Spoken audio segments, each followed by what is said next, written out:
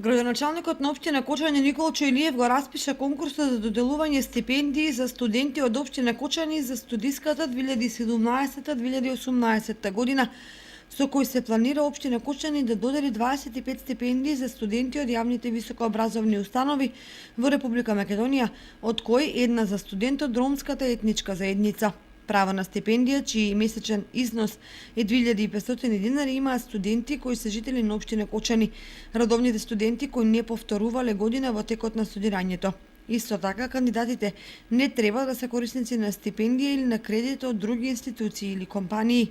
Од критериумите за доделување стипендии, успехот носи најмногу 70 бода, материјалниот статус најмногу 20 бода, а 5 бода добиваат децата на самоохрани родители.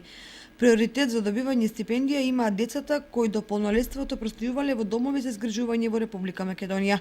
Студентите на Технолошкиот факултет, ветерина, хемија, биологија, текстилно инженерство и на факултетот за музичка уметност, виолина и виола ќе добијат 5 поени плюс, бидејќи нивните струки се утврдени како дефицитарни.